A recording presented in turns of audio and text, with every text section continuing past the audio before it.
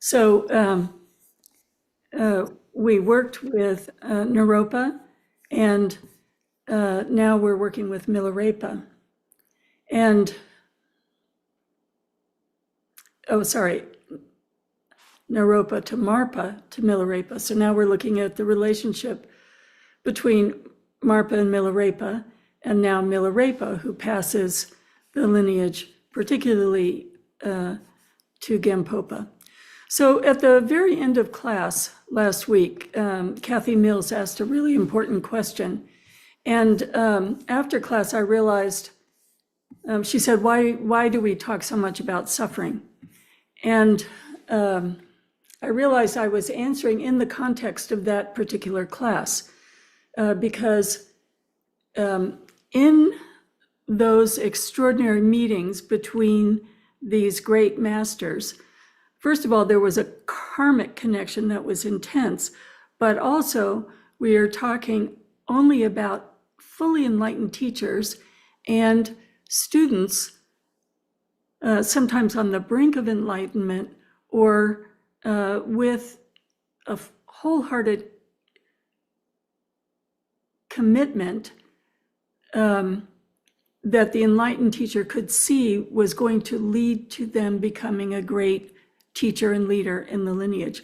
And so from the outside, it can look as though the teacher is intentionally creating situations where the student suffers. But that's not an educated or informed view of the relationship. The teacher can see exactly what's going on in the mind of that particular student and what is the key that will unlock the particular obstacle the student has. And they are living together, so they know each other intimately, and the result is enlightenment.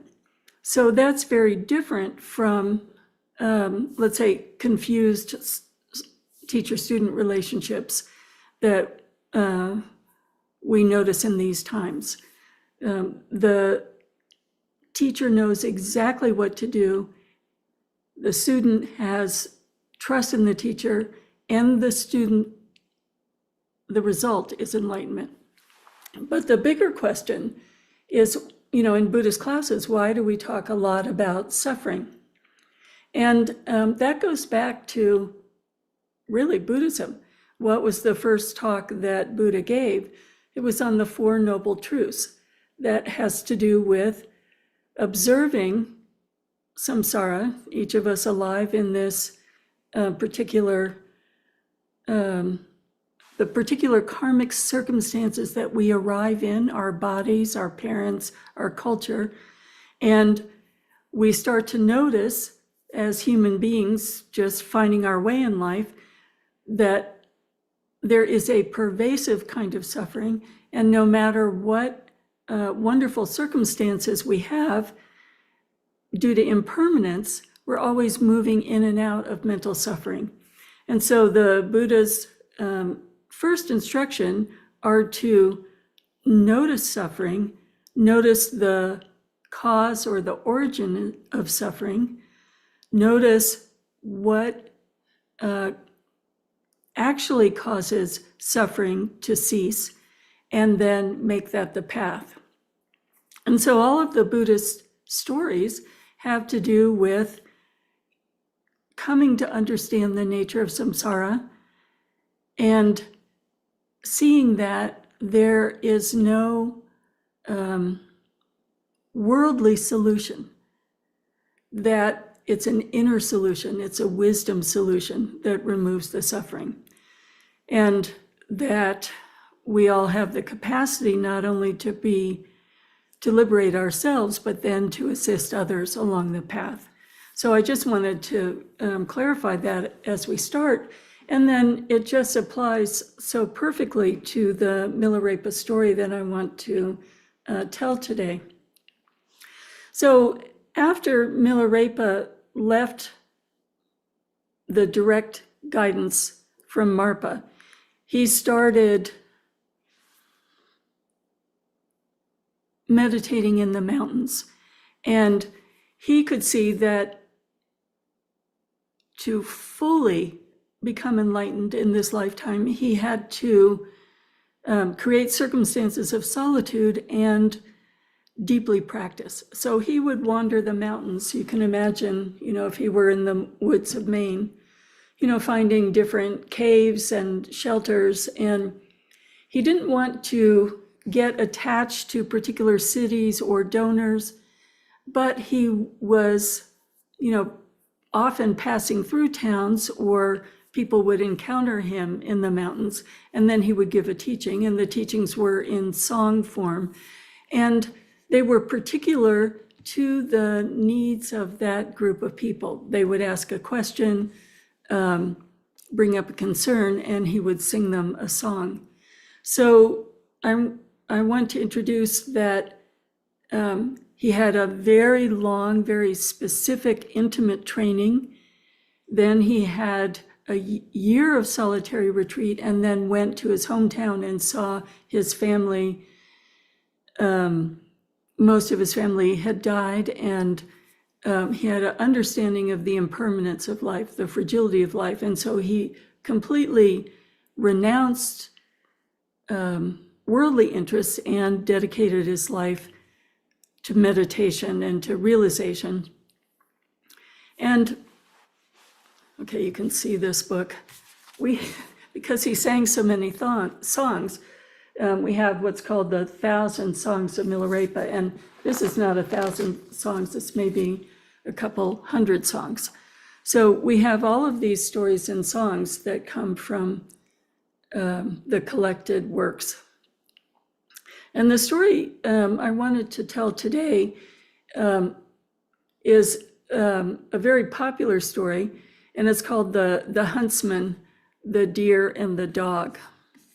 So Milarepa was meditating, and he could hear, in the far distance, a dog barking. And after a while, a deer approached him, absolutely terrified, just running in fear, and Milarepa was consumed by compassion for the deer, and invited the deer with a beautiful song, with a comforting melody. We can imagine like a lullaby kind of melody. And this is what he sang to the deer. And you notice he begins with gratitude towards his teacher, and then an aspiration in every song. So he sings, "I bow to the feet of Marpa the translator. Grant your blessings that the suffering of beings be pacified. You sentient being with the deer's body and the thorny head, listen here to Mila's song. Running away from appearances outside, you'll never be liberated from confused appearances of ignorance inside. You cannot abandon your outer body or your mind. The time has come to renounce confused appearances and ignorance. The truth of karmic results is far too fast. How could you escape outwardly with your illusory body? If you want to escape, escape with the inner mind itself. Let mind itself escape to the land of enlightenment. Other means of escape are only confusion. To destroy mind's confusion, stay right here. With the outlook you have right now, dying seems completely unbearable. You hope that on the mountain's far side you'll be fine, and fear that on this side you will be caught. With hopes and fears, you wander in samsara. I'll teach you the 6 dharmas of Naropa and the meditation of Mahamudra. So this pacified the deer's fear, and the deer lay down beside him, and tears were in the eyes of the deer, and he was licking Milarepa's hands and feet with gratitude. And Milarepa was contemplating this situation and thought, oh, that barking must have been a ferocious hunting dog. I imagine the next to appear will be the dog. So sure enough, this huge hunting dog appears. Imagine like a gigantic Doberman or something, foaming at the mouth, big, sharp teeth. And Milarepa was overwhelmed with compassion, thinking that whatever this dog sees on the outside, he takes it to be an enemy. So he began singing to the dog, "I bow at the feet of Lord Marpa from Lodrak. Grant your blessings that the aggression of sentient beings be pacified. You, sentient being with the dog's body and the face of a wolf, listen here to Mila's song. Whatever appearances there are, you take as your enemy. Aggression and malevolence agitate your mind through negativity. You were born with the body of a dog and remain in a state of suffering with hunger. There's no chance for relief from the painful afflictions. If you don't capture your own mind inside, how can capturing other bodies outside be of any help? If you want to capture something, it's time to catch your own mind. Abandon your aggression and stay right here." With the outlook you have right now, the affliction of aggression is so unbearable. On the other side of the mountain, you fear losing your prey, and on this side of the mountain, you hope you will catch it. With hope and fear, you wander in samsara, the 6 yogas of Naropa, and the meditation of Mahamudra. So with great compassion, he taught the dog, and the dog relaxed and lay down at his other side. With tears in his eyes, he licked Milarepa's hands, and the deer and the dog lay together, sleeping like a mother and her child. Milarepa kept thinking, oh, if there's a dog and a deer running, there must be a huntsman behind them. And sure enough, this wildly angry man appeared and said, "What kind of magic are you practicing? You've ruined my perfectly trained hunting dog, and you've stolen my deer. You deserve to be shot." And so he put an arrow in his bow and he drew the bow, and Milarepa said to him, "Oh, you have plenty of time to shoot. Why don't you sit down and listen to my song first?" So then, abiding within a state of wisdom, he sang to the hunter, "I supplicate you, Siddha Lord, grant your blessings that the 5 poisons be pacified. You sentient being with a human body and the face of a demon, listen here to Mila's song. It is said that human bodies are precious and rare, but look at you, there's nothing rare at all. You've the body of a demon with much negativity. You disregard the suffering of the lower realms. You work for the desire of this life, but you won't get what you want through negativity. If you give up attachment within, you'll attain siddhi. You'll never be able to tame outer appearances. The time has come to tame your own mind. Killing the deer will not content you. If you killed the inner 5 poisons, you'll get what you wish. Though you tame outer enemies, there'll only be more. Tame your inner mind, and there'll be no more foes. Without wasting this life doing negative deeds, if you practice genuine Dharma, it would be excellent. I'll teach you the 6 yogas of Naropa and the meditation of Mahamudra."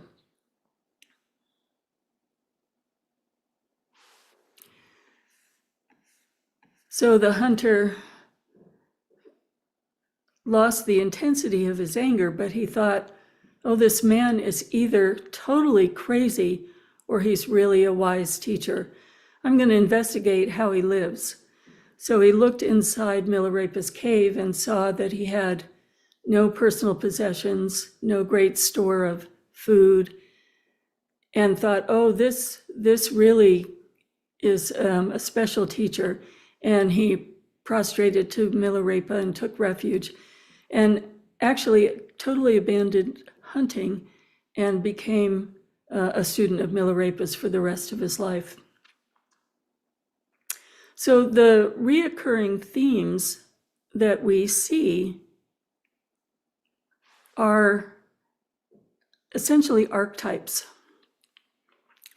We have the deer whose life is defined by fear, and his response to that is, I've got to get out of here, I've got to escape. And governing that is a state of hope and fear, hope to escape and fear that he won't escape.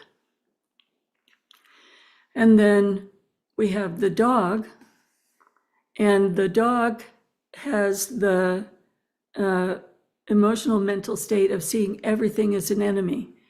We can imagine a cruel training, all kinds of suffering, but now his mind only sees enemy and chasing and fear that the prey will escape, leading to the cruel training from the owner. So the dog is trapped in samsara with hope and fear, hope that he'll catch whatever the hunter is after and fear that he won't catch it. And then we have the hunter whose emotional mindset is filled with negativity and has created a life of ambition for worldly comfort that is being achieved through killing. So it's a very non-virtuous life and a very negative mental state. And what Milarepa does in each situation is he knows exactly what dharma will immediately pacify the hearts and minds of the three archetypes, and then begins to offer that dharma, which revolves around stop focusing on outer circumstances as a solution and tame your mind. Look at what is the underlying dominant negativity. We call that the 5 poisons: fear, anger, jealousy, greed, and ignorance. So once they're open to meditation, then they're able to tame their inner circumstances, which tames how they see the outer circumstances. It changes how they see the outer circumstances. And so we know that as we see how our mind operates and gradually work through levels, first of taming, then of curiosity, then of insight, we eventually see our minds to be what they are, the very pure state of absolute compassion, which is the 4th archetype, Milarepa. So I wanted to take a minute, or more than a minute, to see within each of us, or to investigate the effectiveness of Milarepa's teaching, looking at how does hope and fear operate in your life. And until we've totally tamed our minds, there still will be aspects of hope and fear. We may not be in the state of the hunter, but we experience being driven like the hunter. We may not have the intensity of the deer, but there are still aspects of our lives that feel unbearable, that we have a habitual pattern of escape.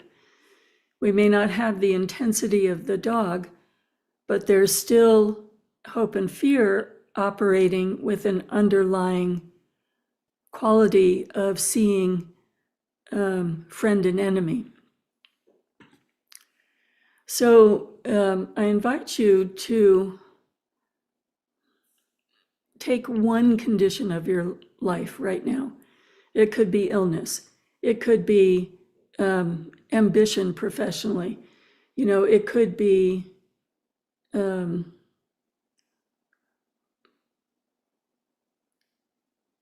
financial worries. It could be interpersonal differences in your families or friends or work situation. Just take one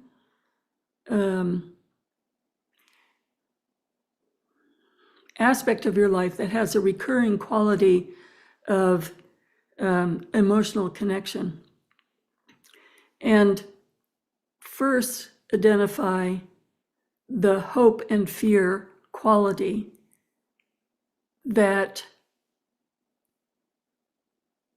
are a result of that emotional connection. So that's a little more on the surface, the hope and fear. So let's take a couple of minutes first to identify just one aspect of your life, and then look to see how hope and fear are operating.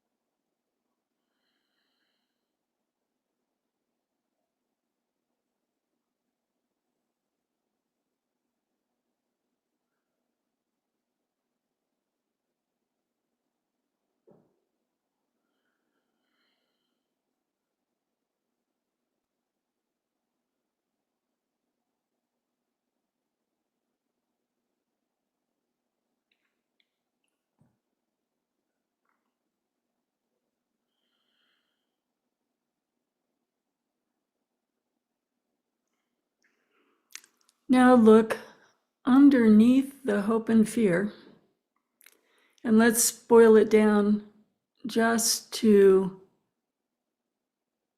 the three main conditions, either a desire, a wanting, or a pushing away.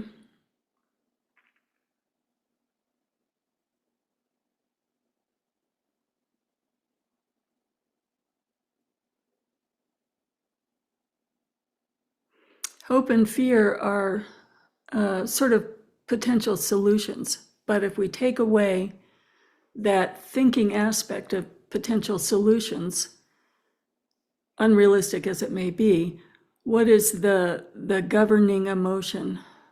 Anger, desire, or ignorance? Ignorance is just flat out, I want to go to sleep. I don't want to see. I think we all know anger and attachment.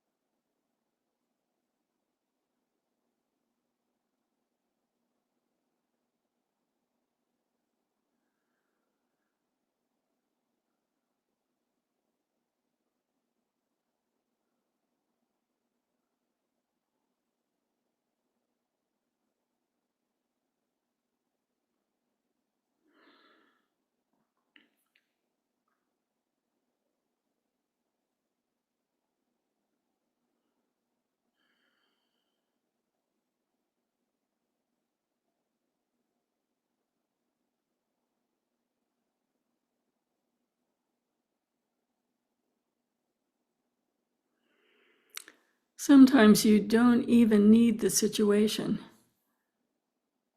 There's a recurring pattern in your life, and you can see that hope and fear are continually operating no matter what the outer circumstance is arising as a particular issue. You get rid of one hope and fear, and then there'll be a different problem with another hope and fear. So you start to see the mental reactivity of hope and fear and a primal response to samsara. And generally, we have all of the 5 poisons, but we can be more dominated by one.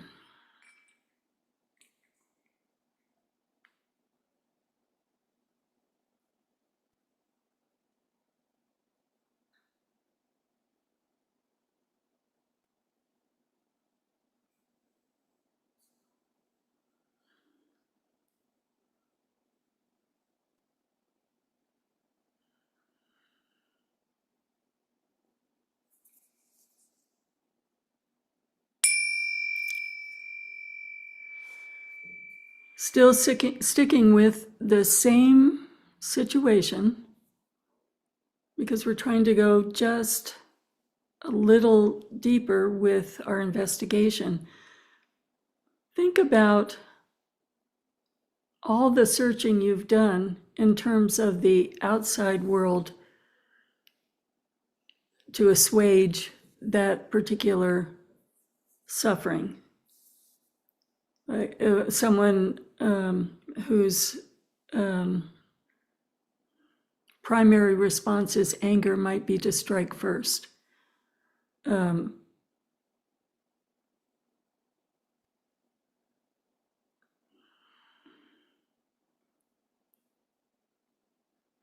We all know all the different forms of escape and distraction. We can just even say distraction. This feeling starts to come up and I turn on the radio, I turn on the TV, I scroll through my phone. There's a anxiety. What do you do?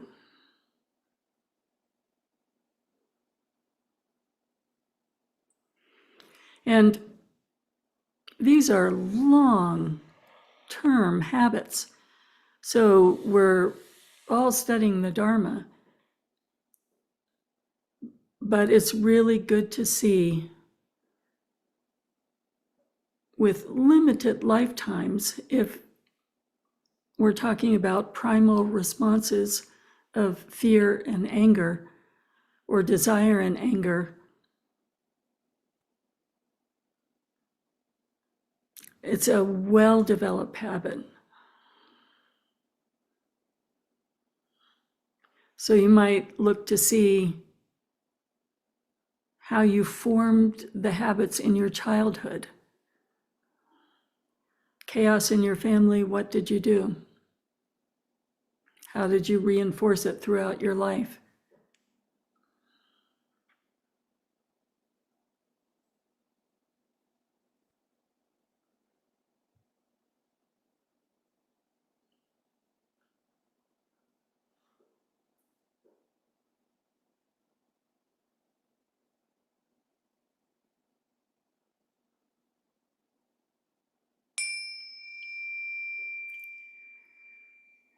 And then now, as Dharma students, what is it like for you to address mental agitation with the Dharma?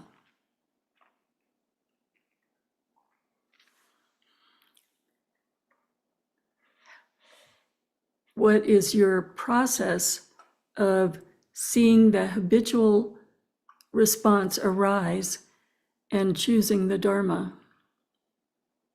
How difficult is that? How are you nurturing a Dharma response?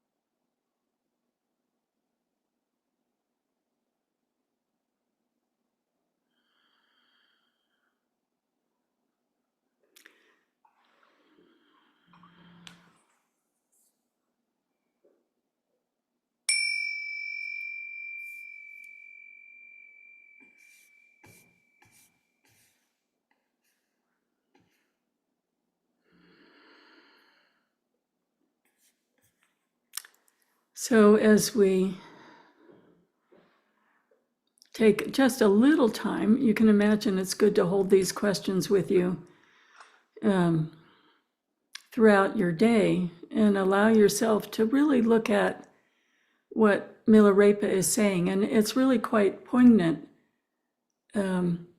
Imagine now you're any one of the three figures and you're encountering Milarepa. And, he says, first of all, stay right here.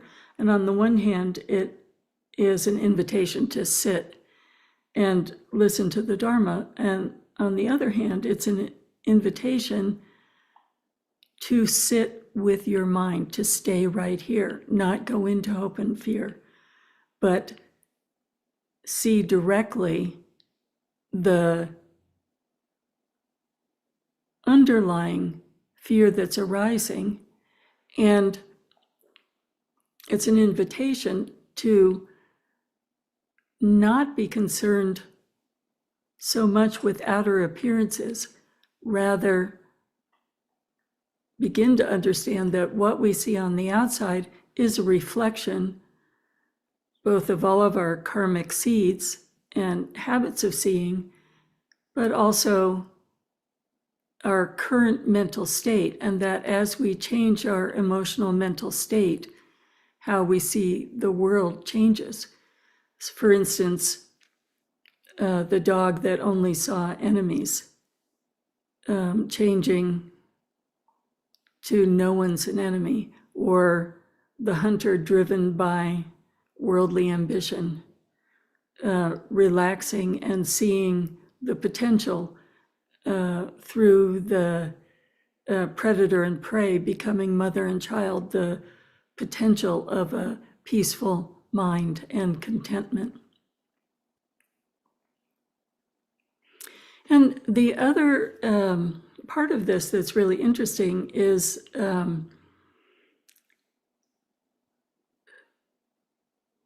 the two animals relax really quickly, but the hunter, who's in a human body with a human mind, has a sense that, if I'm going to enter into a dynamic with this teacher, I need to investigate the teacher. So there's the example that comes throughout Buddhist teachings, not to have blind faith, but to really investigate the teacher, the words that the teacher is speaking, the Dharma instructions, and then with confidence engage in a relationship with the teacher.